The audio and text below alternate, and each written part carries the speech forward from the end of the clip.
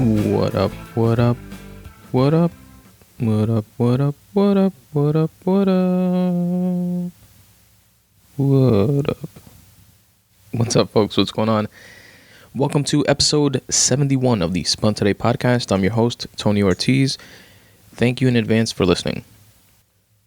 This episode, as always, is brought to you in part by the fine folks over at Amazon.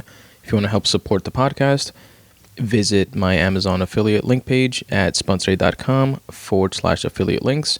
Click on the Amazon banner and do your shopping as you normally do. It does not cost you anything extra, and it's a way to help support the show financially. In this episode, I speak about going to the theater to watch Boss Baby and seeing a movie that I had never heard of that came out in 2016 starring Eddie Murphy, Mr. Church. I also speak about UFC Fight Night, Johnson vs. Reyes. And lastly, I read and reflect on some of my free writing, which is located, you know where, at spuntoday.com/free writing. If you're into any of that good stuff, stick around. So first off, rest in peace to Charlie Murphy. As most of you may know by now, that is Charlie. That is Eddie Murphy's brother. That older brother, if I'm not mistaken, that recently passed away at the age of, I believe, 51 or 57 after a battle with leukemia. He was also a headlining touring comic, and just sad circumstances. My wife actually just told me that his wife passed away in 2009 from ovarian cancer, which must be fucking rough on the family, dealing with losing both your parents, virtually the same way through cancer. So fuck cancer. And it was actually because of that I stumbled upon this movie, Mr. Church, which, as I just told you guys, I had never heard of before. And I was watching an interview with Eddie Murphy, like a clip of an interview where he was speaking about his brother and stuff like that, and how his brother Charlie was one of the first impressions that he ever did growing up. When he was like a little kid, he just used to like mock and mimic his brother, and to this day it's one of the like voices or whatever that he does, and he does it like pretty spot on if you've ever heard it. And this interview happened to be an interview that he was doing to plug this movie called Mr. Church, which I had never heard of. And I looked it up, and it seemed like an interesting enough story. And I watched it with my wife, and I was glad I did. It was a pretty dope movie.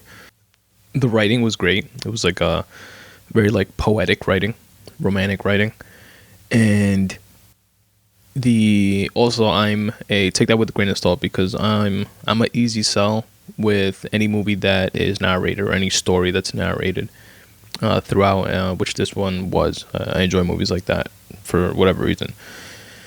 Just the story of it was, spoiler alert, if anybody hasn't seen it, I'm going to speak a bit about the movie as I do in all like these like movie type reviews or whatever. The story was pretty much a man by the name of Mr. Church, played by Eddie Murphy. And by the way, it's like a serious type movie. It's not like a comedy. This guy named Mr. Church is paid off by a gentleman that apparently had a lot of money. They never got into what that gentleman did, I don't think. Or if they did, I didn't catch on to it. I got the impression that it was some sort of like mafioso type shit. But maybe that's just my mental bend or whatever. In terms of like making that connection. But the story goes that a single mother used to date this, let's call him mafioso character, and he died, but he paid off Mr. Church to look after the single mother, because the single mother had cancer and she was dying. She had 6 months to live, and the ex-boyfriend of the single mother, which passed away, paid off Mr. Church to like look after and cook and stuff like that. She had a young girl, daughter that was, I want to say like 10 years old at the time. when Mr. Church like entered their lives, and he did. He looked after them, and that 6-month period turned into, I believe, 6 years or 10 years or something like that. And the mother, survived that long, and then she wound up passing away. In that time period, they bonded. They became family, and it was a rough start at first. But then through his cooking, because he was like just like master chef dude, that was very private but very accommodating to the woman and the young girl, and looked after them. Then the young girl moves away to college after the mother passes away, and she still keeps in touch with Mr. Church. And the movie's mainly about like a friendship between like them two, and it's kind of like a paternalistic type of relationship, and they will look out for one another. But like I said, Mr. Church was a very private man. He was, in this story, that he's into jazz, because he's always playing jazz in the background when while he's cooking. He's like some like master Iron Chef type dude, and that's actually how he wins the little girl over, who didn't want him in their lives to be in the beginning. She just wanted it to be her and mommy, and through his cooking, which was phenomenal, he won the little girl over. Obviously the mother appreciated the help, and besides jazz and cooking, he was also into reading. Like, he had tons and tons of books, and he used to share the books with the mother, and he brought a boatload of books to the house and told the little girl to give her some recommendations to start reading. And she didn't like reading, and then she got into reading because of him. And you also see him like doodling in a little like notebook, like taking notes or something while he's cooking. And besides that, you don't know much about him. He's kind of, you don't know if he has a family of his own or anything like that. At the end of like each night, after he cleans up, he cooks breakfast and lunch and dinner, looks after, does all the grocery shopping and stuff like that, and then cleans up at the end of the night and then leaves. And then the next morning comes back, does the same thing over and over again for 6 years. And the little girl's always wondering like where does he go and stuff like that. And then one day when she's older, I believe it was when she was coming back from college.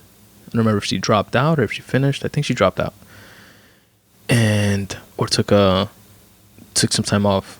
She took some time off, actually, if I'm not mistaken, because she got knocked up. She comes back around the way and visits Mr. Church, and she actually, like, driving around, she sees Mr. Church in front of a nightclub, like a jazz club, and he's just like hanging out with a few people, and then he goes into it.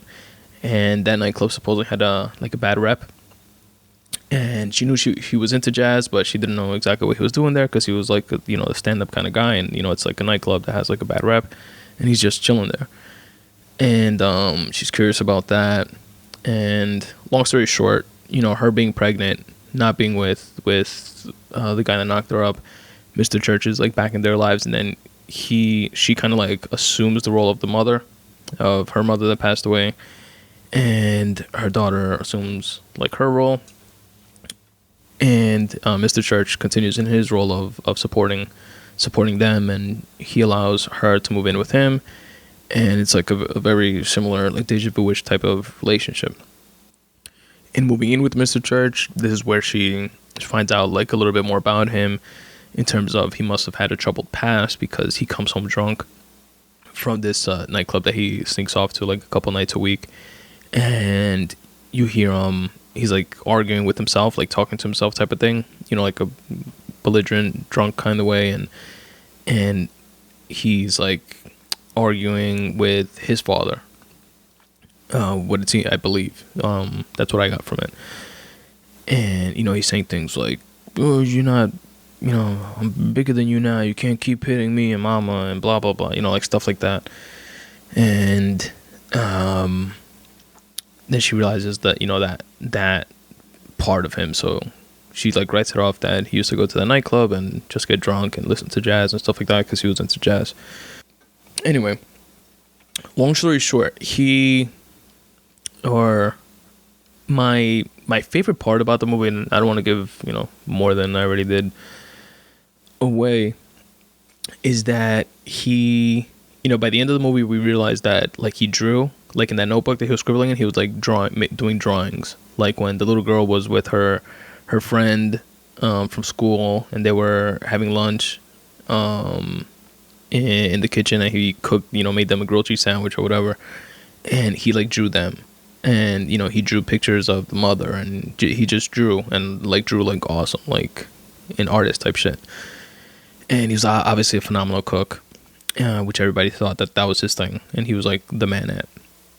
And then when the girl visited from college and stayed in his house, she snuck into his room once, and she saw a painting on the wall, like or I guess, like, watercolor paintings or whatever, like a canvas type painting, and he painted a portrait of her mother that had passed. So he was, like, an awesome painter also. And then eventually Mr. Church passes away, spoiler alert, and I believe it was cancer as well, like something with his lungs. I think it was cancer. The girl is there obviously at the funeral, and as well as the little girl's daughter, which was very attached to Mr. Church by this time, and helping raise her, and other people that were in Mr. Church's life, but that the girl didn't necessarily know. And then a gentleman comes in, and he introduces himself to the girl. The girl says, "Oh, hi, I'm so and so," and he was like, "Oh, I've heard a lot about you from Mr. Church." And she was like, "Oh, I'm sorry, who are you?" And then he explains that he's the owner of that nightclub that has, like, that bad rep. And he was like, "Oh, wow, it's so great to meet, somebody that was close with Mr. Church also, et cetera, et cetera." And, just some small talk. And then she's like, "Oh, here's a plate of food or whatever, try this peach cobbler." It was actually Mr. Church's recipe. And he takes a bite, and he's like, "My God, it's, like, phenomenal. This is the best peach cobbler I've ever tasted." And he's like, "I didn't even know he could cook."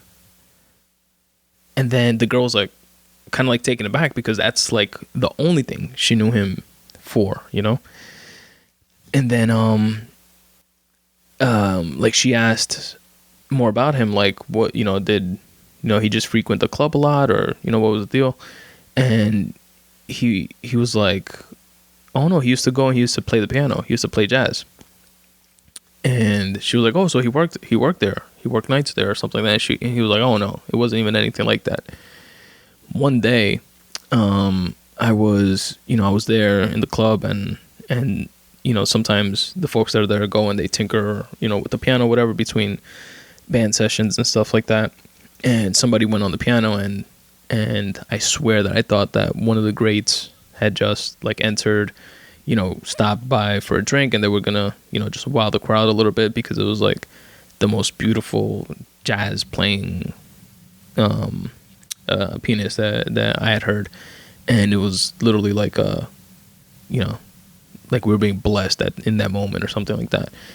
And that was him speaking about how he knew Mr. Church. So he was like, this, aside from being a painter and a drawer and this fucking phenomenally well-read dude that had fucking hundreds of books and an amazing cook, he was this crazy sick jazz pianist also,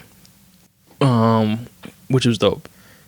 And what I liked about it, what I don't know, like, stayed with me, was that he had, like, these compartmentalized, like, pieces of his own life, and everybody knew him to be not necessarily great, or although they did know him to be great at these things as certain individual things, but they just knew him for certain specific things. And it's like you shared parts of himself with certain people, but not all. Like, he was kind of, like, sheltered and shielded himself from it, from, I don't know, exposing too much, I guess. And that was just like super interesting to me. It was pretty cool. And I don't know, it just stayed with me. I liked it. I like that movie, so I recommend it. Check it out if you guys think you might be interested in it. It was, again, I really enjoyed the writing, the way the movie was laid out in terms of like narrative choice. I really enjoyed that as well. And Eddie Murphy, of course, acted his ass off, and it was like in a serious role, and which was cool. And it was a movie came out a few months ago, last year, so it's pretty sick. That I hadn't even heard of it. Next is Boss Baby. Boss Baby, I actually went to the theater to go see. I went with my wife. She's into cartoon movies and stuff like that, and has actually gotten me into them. I spoke to you guys about a few in the past. I think Maona was probably the last one. And we enjoy going to the movies. It's like a thing for us. I could download movies, or allegedly, or buy them online or rent them or whatever, on demand on TV, and Netflix and all that shit. But we enjoy the experience of going to the movies. There's a theater that I go to in Fresh Meadows here in Queens. It's AMC, and it's one of those movie theaters which I highly recommend. If you guys didn't know about them, because I didn't know about them at one point, I recommend you going to one of these. And if you do, you probably won't go to a regular theater again. Because what I hate, I've always liked the experience of going to movie theaters, but what I hate about it is like the crowdiness of it, the people fucking getting your seat kicked and all that shit. Having to rush, try to get good seats, and if you don't, you're fucked. But this movie theater is one of these recliner, like lazy boy recliner movie theaters. So each individual seat is literally like a big ass lazy boy recliner, and so it's a lot less people. Because of that, it's not these cramped little seats that they pack the room with. And you could literally lay all the way flat down and you still can't touch like the seat in front of you. So you don't have to worry about that type of shit. And the best part is that you pre-select your tickets when you purchase them, and you know exactly where you're going. You could go a second before the movie starts, and nobody's going to be in your seat or anything like that, so you don't have to worry about that type of shit. And it's the same price as $15, $16, $13 depending on the theater. Like it's within that same price range, which is sick. And we just enjoy like that process, and the popcorn and nachos and Slurpees and shit like that. Whatever, we like that shit. And we went to go see Boss Baby, which had a dope cast. Like I knew obviously Alec Baldwin was in it. He was the main baby, but I didn't know that Lisa Kudrow, which was Phoebe from Friends, was in it. My man from Boardwalk Empire was in it.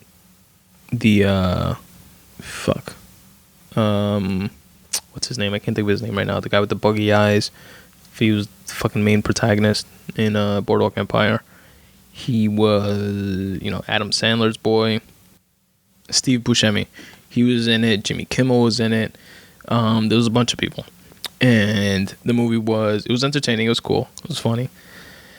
The coolest part is that there was like a nod to Glengarry Glen Ross, which is a movie that probably, I was speaking about this with my boy Pablo, probably only people of like a certain age know about it, and that are, I guess, like into like those Wall Street finance type movies, but it's a classic within like that realm of people.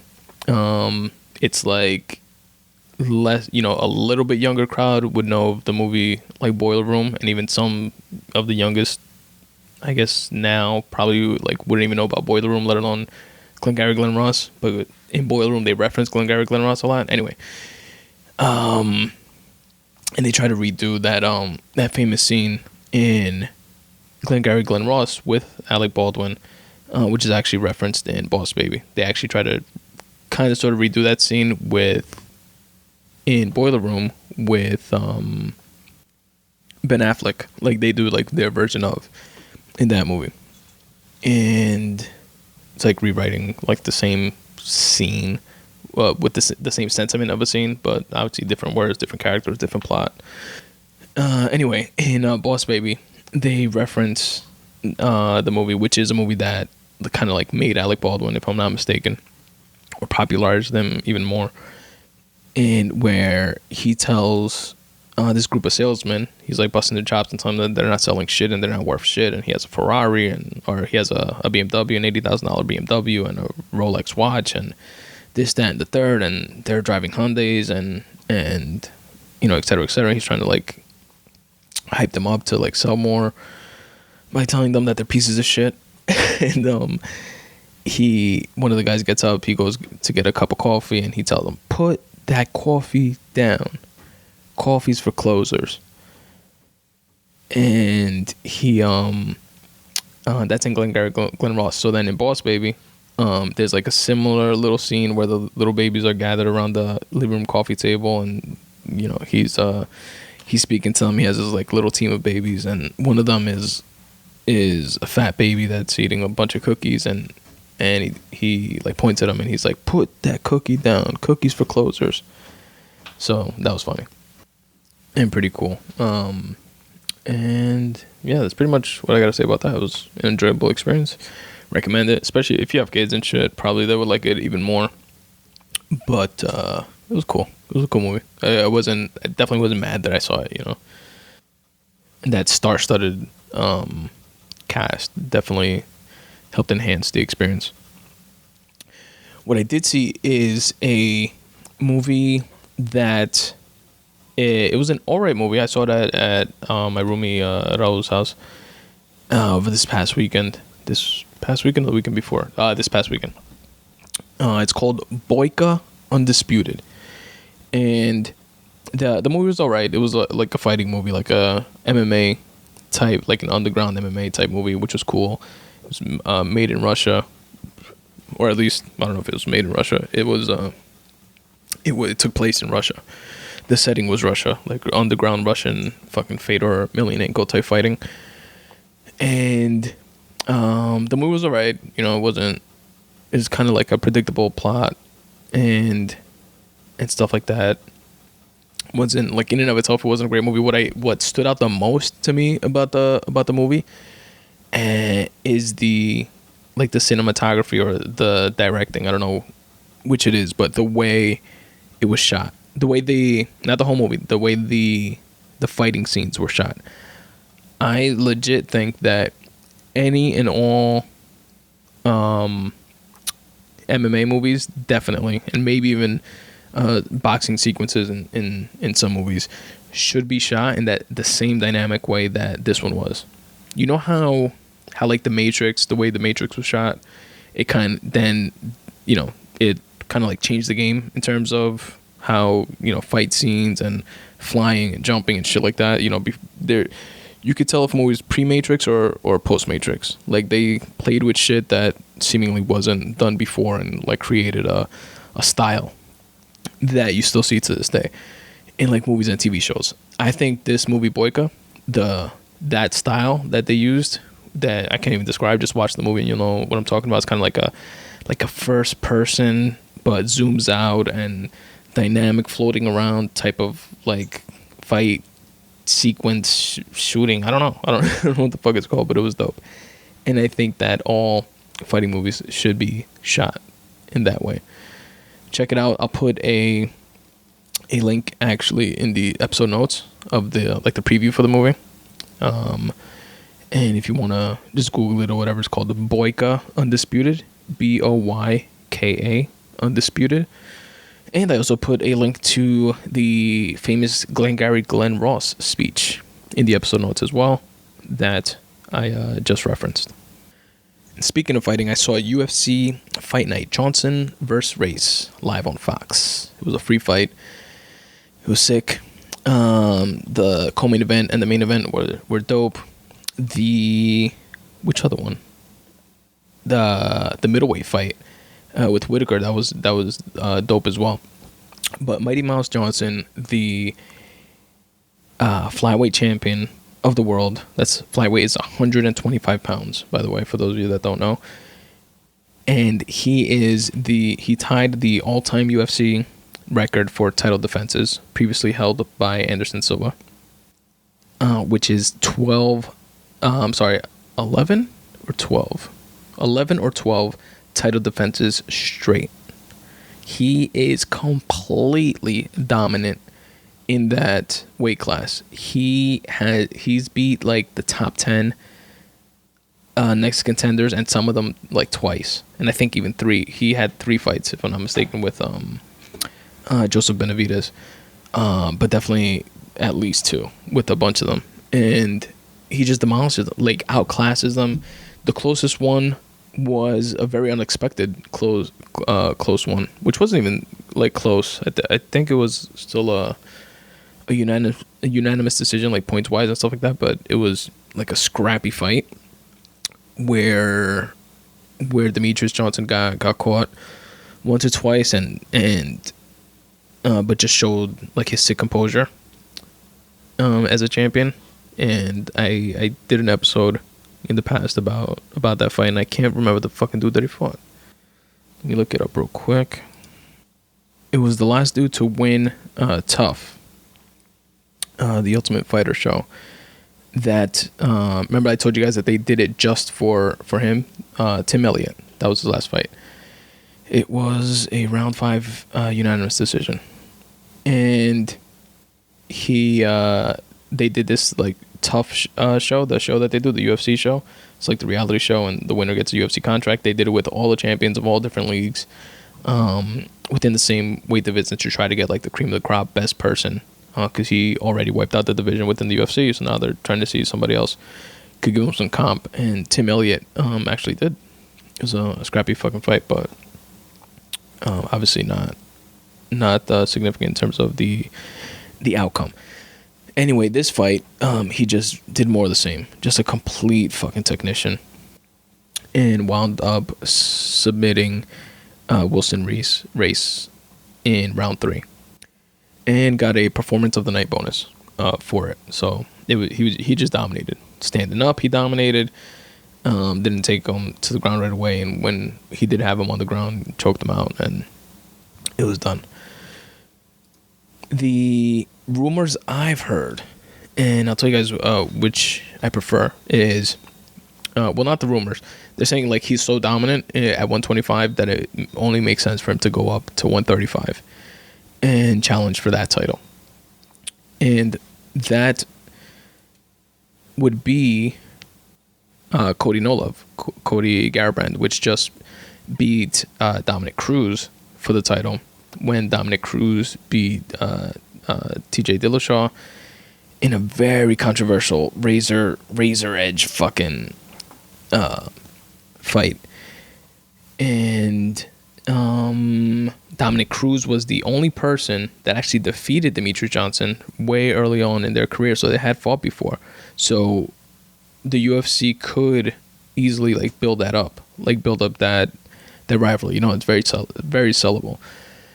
And even though Dominic Cruz just came off of losing the title to Cody, but since he won the title so controversially and then lost it to Cody, the person that he lost it to controversially, which is TJ Dillashaw, he's now going to fight Cody for the belt. And they're actually doing the Tough show this season, which is another one that I'm going to be into watching again, because they have like an ongoing rivalry. They used to be part of the same camp, and TJ Dillashaw left and pretty much broke away from that camp, and that fight camp, which is pretty much the gym that you train at or whatever, and like the crew that you roll with within the fight world, and your coaches and shit like that, training partners, which oftentimes are other UFC fighters, etc., etc. And they're gonna fight for the title. For the title. So Mighty Mouse, Demetrius Johnson, I would imagine would do one fight one more time. Anybody who wants it within 125, just to grasp. Right now he's tied with Anderson Silva for most title defenses in UFC history. Win that record, fight one more time at 125, win that record while TJ and Cody Nola fight. And then he gets the winner of that. That's one way they can go. I say I would rather see he definitely do the 125 fight again. And Demetrius Johnson is a very active fighter. He could do like three to four fights a year. Do the 125, so secure that record. Imagine he loses, then the rest of this wouldn't matter. But whatever, I still want to see these fights. Then fight Dominic Cruz at 135, and then whoever the champion is at that time between Cody Nola and TJ Dillashaw, which is going to be a sick fight in and of itself. But obviously that's coming from, as a greedy fan, I want to see like all the fights I want to see. And then then this whole other like rumor or whatever, but it doesn't seem as likely, would be Demetrius Johnson fighting Conor McGregor in the UFC, which would be a sick draw, obviously. But they are DJ is he weighs 125, and Conor McGregor is the 145-pound champion as well as the 155-pound champion. However, they both cut a lot of weight to get to their weight classes. DJ walks around a lot heavier, supposedly, and Conor McGregor has fought at 175 or 185 when he fought Nate Diaz. I think it was 175. And, he's big. And when he used to cut down to 145, he literally looked like those old school skeleton costumes you used to wear as a kid for Halloween. That it's like a fucking spandex suit with a white skeleton painted on it. That's how he looked. That's how skinny and emaciated he looked, making that cut to 145. And so that's the maximum lowest that he would probably even ever be able to go physically. And if DJ could bump up, do the 135 with Dominic Cruz, see what happens there, and then bump up to 145 and make that fight with McGregor, that would be a fucking another sick way to go. So that would be very interesting. But right now, they're really entertaining, actually, the idea of McGregor fighting Floyd Mayweather in a boxing match. And, it was very, very far unlikely before, when it was first rumored. Everybody, blew that off, come on. A UFC guy, a boxing guy, what's Mayweather got to fucking gain from it? He's fucking worth, what, $500 million or whatever the fuck. And versus McGregor. But I don't know, the guy fucking talked his way to it. It's supposedly a lot closer to being a signed done deal than ever rumored before. But nothing's still signed, but you have had actual statements made by the UFC, by McGregor, and Floyd Mayweather has acknowledged it also. He said a number that he wanted. I believe it was a minimum of, I forgot what it was. I think he was just saying, he makes $100 million a fight or whatever the fuck it is that he makes. Why the hell? And McGregor was saying that, he would want it to be 50-50. And Mayweather's kind of the most you've ever made was fucking $10 million or something like that on a UFC fight. Why would I give you $50 million? And whatever. I don't know. Back and forth. Shit talking and stuff like that. But the UFC did chime in and say that they'll do 25 million and 25 million and then divide the door in a different percentage based way. Not the door, the pay-per-views, which is where they make the bulk of their money. And then Conor talks shit about the UFC and doesn't think he needs the UFC in it to even make this happen, due to something called the Ali Act, where, since it's boxing, it's not MMA, the UFC shouldn't be involved, but the UFC is, McGregor is on the contract with the UFC and they're his promoter. It's a promotion company. It's not just an MMA company. And whatever. Long story short, it would be the most sellingest pay-per-view in history of all time. So there's a lot of money to be made. So that means there's a lot of people interested in making it happen. If they can convince the two to make it happen, it would be fucking sick to see. So whatever, McGregor's probably entertaining, obviously that more heavily than a fight with DJ, but I'm pretty sure he would think he has the advantage against DJ, being the bigger man, and the sound of, let's say he loses to Mayweather, which is very likely because it would be a boxing match, not a MMA fight. Then the taking the sting off of that with fighting for a third belt in the UFC would be attractive. You know what I mean? Anyway, enough of all that shit. It was a dope card. The Rose Namajunas fight was sick too. She beat the Karate Hottie, which was sad.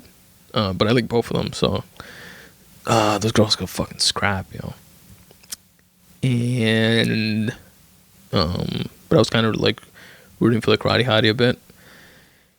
And she got choked the fuck out.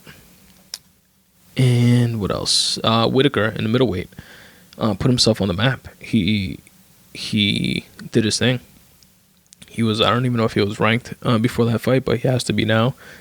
After the performance that he put up, and if he was ranked, had to be like towards the end of the list, towards the end of the like top 10 list or whatever, or top 15. And that's all speculation. But yeah, it was a dope card, and it was a free card on Fox. So shout out to the UFC. Now let's get to some free writing, boys and girls. As I stated earlier, you can go to spuntoday.com/free writing, and I'm going to be sharing 2 different posts from that section of my website with you guys. And if you're interested, go to spuntoday.com/free writing. And the first one that I'm going to be reading and reflecting on was posted on April 15th, 2017. It's titled, "The Easiest, Hardest Thing." And I wrote, "It's the easiest, hardest thing you'll ever do in your life," to paraphrase Joey Coco Diaz. Isn't that how you feel about whatever it is that you do? The juxtaposition of it being an exhausting uphill climb day in and day out, coupled with the hindsight of there being absolutely nothing to it. It's absolutely astonishing. Is it necessary for that to exist? That angst, that build-up? Do we need to go to that place to make it to this one? Does your painting gain the impulse needed while in those moments to land itself on your canvas? Do your words use those moments of trepidation to connect with one another in a way that's worthy of your page? When the climb up that daunting hill seems steeper and longer than in days past, take a moment to realize how easy life would get to live if this was your main day-to-day task. And I wrote that on Monday, July 20th, 2015 at 11:15 p.m. And there I go again with that like rhyming shit that I like while I'm doing it, but I don't like when I'm reading it. I feel like you sound like a fucking, like a douchebag or something. Like, what do you think? You're a fucking French poet guy? And with this, I guess I'm speaking of, again, as like usual, shit that I'm into or think of frequently, like writing, like having a hobby, a craft. You could apply to whatever it is that you're into, which is like the angle I usually go for with my writing, actually. Like, try to write things, obviously related to personal leanings and thoughts, but that are broad enough to apply to different facets of my own life, as well as other people being able to do that with theirs. And I got the idea from if I remember correctly, from, as I said, Joey Coco Diaz, which says something to the effect of, while he was on the podcast, he said something to the effect of that comedy when he's, speaking about his craft, speaking about stand-up comedy. That's the easiest, hardest thing that anybody would ever do in their lives. And I got that. I got what he meant by it. Because it's like, it's so easy that it's hard. It's so hard to sit down at your keyboard and write. It's so hard to have a writing goal for the week, for the day, and actually hit it. I want to write X amount of words today. It's so hard to actually do it. Even if you use, or when you use, certain tips and tricks that we've picked up along the way, like literally set a goal to write one sentence today. Anybody